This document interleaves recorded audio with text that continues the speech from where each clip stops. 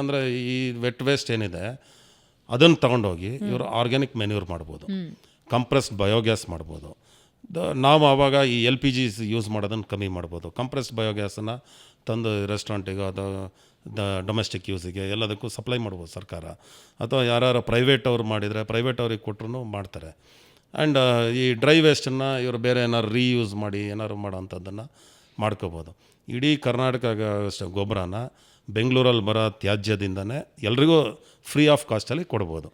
CBG compressed biogas, it is not in as inflammable as LPG and ನೇಚರ್ಗೂ ಒಳ್ಳೆಯದದು. ಅದನ್ನೇನು ಬಂದ್ ಮಾಡೋದ್ರಿಂದ ಪೊಲ್ಯೂಷನ್ ಹಾಳಾಗೋದಿಲ್ಲ. ಅದನ್ನು ನಾವು ಬೆಂಗಳೂರಿಗೆಲ್ಲ ಎಲ್ಲ ಹೋಟೆಲ್ಸಿಗೆ ಅಥವಾ ಇನ್ನೊಬ್ಬರಿಗೆ ಸಪ್ಲೈ ಮಾಡ್ಬೋದು. ಇದನ್ನು ಸರ್ಕಾರಗಳು ಇದನ್ನು ಜವಾಬ್ದಾರಿಯುತವಾಗಿ ತೊಗೊಂಡು ಪ್ಲ್ಯಾನ್ ಮಾಡಿದರೆ ತೊಗೊಂಡೋಗಿ ಎಲ್ಲೆಲ್ಲೋ ಡಂಪ್ ಮಾಡ್ತಾರೆ ಬೆಂಗಳೂರಲ್ಲಿ. ಅಷ್ಟು ಏರಿಯಾ ಹಾಳು, ಅಲ್ಲಿ ಏನೇನೋ ನೊಣಗಳು ಇನ್ನೊಂದೆಲ್ಲ ಬ್ರೀಡ್ ಆಗುತ್ತೆ.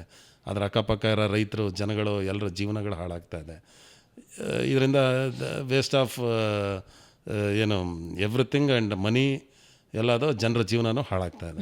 ಅದರಿಂದ ಇದನ್ನು ಏನಂದರೆ ಪಾಸಿಟಿವ್ ಆಗಿ ತೊಗೊಂಡು ನಾವು ಇದನ್ನು ಸರಿಯಾದ ರೀತಿಯಲ್ಲಿ ಯೂಸ್ ಮಾಡಿಕೊಂಡ್ರೆ ಕಸದಿಂದ ರಸ ಮಾಡಿ ಸರ್ಕಾರಕ್ಕೂ ಒಂದು ಒಳ್ಳೆಯ ಆದಾಯನೂ ಆಗುತ್ತೆ.